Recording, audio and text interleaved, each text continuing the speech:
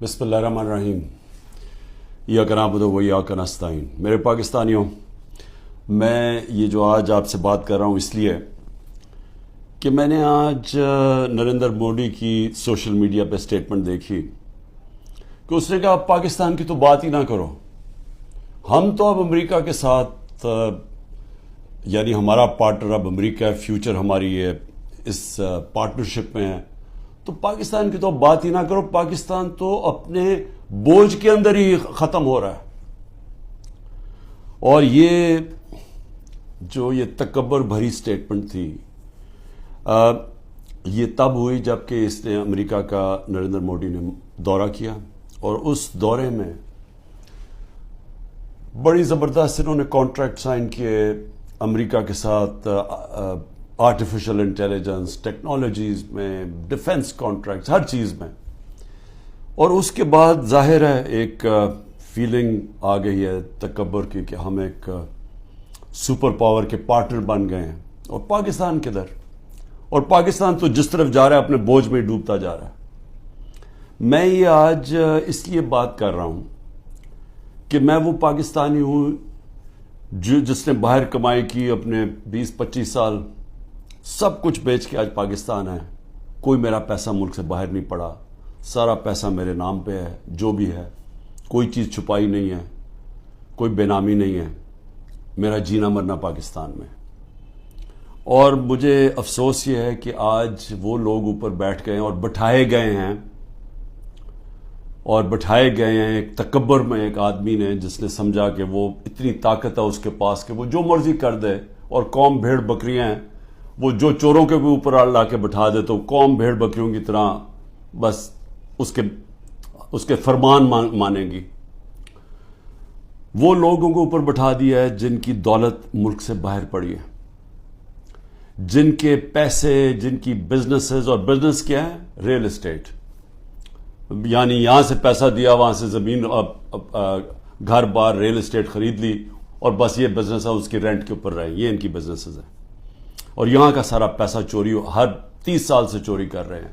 ہدیبہ paper مل میں جب پہلی چیز سامنے آئی تھی، جب اسحاق ڈار نے خود کہا کہ میں منی لانڈرنگ کرتا ہوں، 164 کا بیان لکھوایا کہ میں ان کے پیسے باہر بھیجتا ہوں، اور پھر جو پیسہ ادھر چاہیے ہو وہ پھر وہ ریمیٹنسز دکھا کے یہاں بلایا جاتا ہے فیک اکاؤنٹ سے. اور وہاں کوئی قاضی فیملی تھی جس کے اوپر BBC کی بھی ڈاکیومنٹ بنی، اخباروں میں بھی آیا.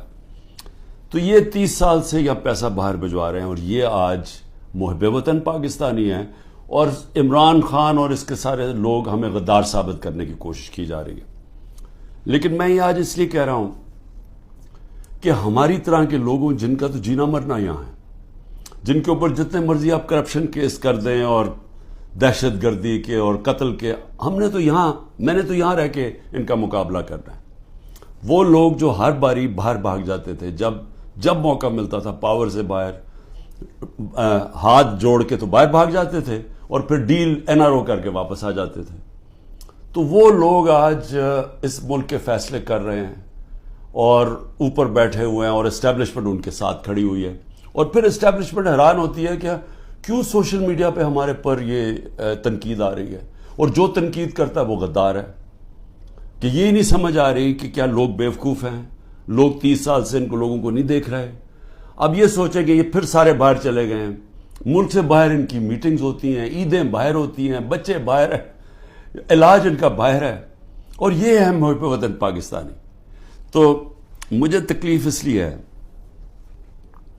کہ بحیثیت پاکستانی مجھے بڑی تکلیف ہوئی کہ ان کی سٹیٹمنٹ، جوائنٹ سٹیٹمنٹ آئی امریکہ کی اور ہندوستان کی، کہ پاکستان کا بس اب صرف ایک رہ گیا ہے کہ دہشت گرد ہے. بس یہ ہمیں وہاں لا کے کھڑا کر دیا ہے کہ وہ جو کشمیر میں ہو رہا ہے، یہ کشمیر میں یہ نہیں کوئی بیچارے وہ 100 سال سے اپنی آزادی چاہ رہے ہیں، ان کی جد و جہد ہے آزادی کی، وہ ایک فریڈم سٹرگل ہے، اس کو ایسے نہیں کہہ رہے.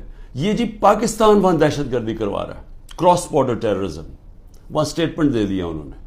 پھر وہی جو گروپس ہیں کہ پاکستان میں وہ فلانا لشکر ہے اور یہ ہے اور وہ ہے، تو پاکستان کو تو وہاں کھڑا کر دیا، اور پھر کہا کہ آپ یہ ختم کریں، حکم دیا ہمیں کہ آپ ختم کریں. اور میں آپ کو یقین دلاتا ہوں کہ اس حکومت سے کوئی سٹیٹمنٹ نہیں آئے گی اس کے خلاف.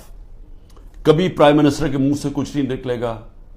کبھی وہ جو باہر بیٹھا ہوا ہے لنڈن میں سزا یافتہ وہ کبھی بولے گا نہیں. زرداری کبھی نہیں بولے گا کیونکہ ان کے اربوں ڈالر ملک سے باہر پڑے ہیں. اربوں روپیہ ان کا باہر پڑا ہے اور ان کو سب کو پتا ہے ان کا پیسہ باہر پڑا ہے. جب آپ کا وہ جب بھی چاہیں ان کے قانون ہیں وہ سارے ان کی ایجنسیز پتہ چلوا لیتی ہیں کہ کس کا کیا پیسہ پڑا.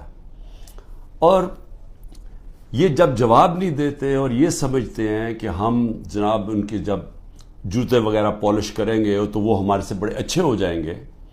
اور بلاول بھٹو کی پتہ نہیں کتنے اس نے اربوں روپیہ خرچ کیا اپنے دوروں کے. ہر دوسرے دن امریکہ گیا ہوتا تھا. انہوں نے بھی بڑی خدمت کی ہے. سب وہاں ان کو خوش آمد کرنے میں آگے آگے تھے. تو یہ نتیجہ ملا ہے کہ آج وہ جن کی 14 مہینے سے یہ خدمت کر رہے ہیں انہوں نے ان کے اوپر ایک ایسی سٹیٹمنٹ دی ہے کہ پاکستان کی حیثیت بتا دی ہے. ہندوستان ہے اگلا. آپ نے ہندوستان کے اگر اسی طرح ان کے چیلے بن کے رہنا تو ٹھیک ہے, نہیں تو آپ کی کوئی حیثیت نہیں ہے. اصل میں اس کا یہ مفہوم نکلا ہے. مجھے کیوں تکلیف ہے اس کی؟ کیونکہ میں سمجھتا ہوں کہ یہ ہمارا جو ملک تھا یہ جس تیزی سے اوپر جا رہا تھا. آپ 60 کی دہائی میں ذرا دیکھیں پاکستان کیسے تیزی سے اوپر جا رہا تھا. ہم جب اسٹوڈنٹس تھے پاکستان میں اسکول میں پڑھتے تھے تو ایک کانفیڈنس تھا. میں جب 70 کی دہائی میں کرکٹ کھیلنے گیا ہندوستان تو وہ ہمیں اور طرح دیکھتے تھے. ہمیں ان کو پاکستان کمپلیکس تھا. ہم ہر طرح آگے تھے ان سے. پاکستان کی مثال دی جاتی تھی 60 کی دہائی میں کہ ڈیولپمنٹ ماڈل دیکھیں پاکستان کا کتنی تیزی سے ترقی کر رہا ہے. ہمارے اوپر بلکہ ایک کتاب بھی کسی نے لکھی تھی کہ ایشین میریکل کہ یہ وہ جو ملک ہے جو سب سے تیزی سے ایشیا کا کیلیفورنیا بننے جا رہا ہے. میرے ساتھ ملیشیا کے شہزادے پڑھتے تھے آگے ہمارے ساتھ HSN میں یا سارے مڈل ایسٹ سے پاکستان کی یونیورسٹیز میں اسٹوڈنٹس پڑھنے آتے تھے. پاکستان کے اندر ایک ہوپ تھی, کانفیڈنس تھا.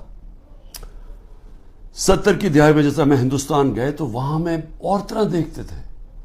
80 کی دہائی میں بھی ہم جب میچ کھیلنے جاتے تھے تو جب واپس آتے تھے پاکستان تو لگتا تھا کہ غریب ملک سے امیر ملک میں آ گئے ہیں. میں 80 کی دہائی کی بات کر رہا ہوں, یہ زیادہ دیر کی بات نہیں ہے. جب سے یہ دو خاندان آئے ہیں 90 کی دہائی سے ہم پیچھے رہنا شروع ہوئے. یہ پیسہ بنانا شروع ہو گئے, ملک پیچھے جانا شروع ہو گیا. اور پہلے ہندوستان ہمارے سے آگے نکلا 90 کی دہائی میں, اور اس کے بعد بنگلہ دیش آگے نکل گیا. جس بنگلہ دیش کو ہم کہتے تھے ایسٹ پاکستان بوجھ ہے ہمارے اوپر, ہم امیر ہیں وہ غریب ملک ہیں, وہاں سائیکلون آتا ہے تو ہمارے اوپر ہمیں ان کے پیسے دینے پڑتے ہیں. یہ میں اپنے کانوں سے باتیں سنی ہوئی ہیں. بنگلہ دیش بھی آگے نکل گیا. اور آج یہ حالات ہیں پاکستان کے کہ مجھے افسوس سے کہنا پڑتا ہے کہ ہر دنیا کے جو نیچے وہ ملک جو ایک وقت پہ پاکستان کو دیکھا کرتے تھے ماڈل آف ڈیولپمنٹ, ہم سب سے نیچے اب جا رہے ہیں تیزی سے. اور سب سے جو افسوسناک بات مجھے کیا لگتی ہے, مجھے یہ آگے جو خوف آ رہا ہے کہ اگر ہم نے ابھی اپنا راستہ نہ بدلا اور جس راستے پہ یہ لے کے جا رہے ہیں, یہ جو فیشسٹ رجیم اوپر بیٹھی ہوئی ہے, جس تیزی سے ہمیں اس طرف لے کے جا رہے ہیں, آگے بالکل ہی امید ختم ہونے والی ہے اور یہ بربادی کی طرف ملک جا رہا ہے.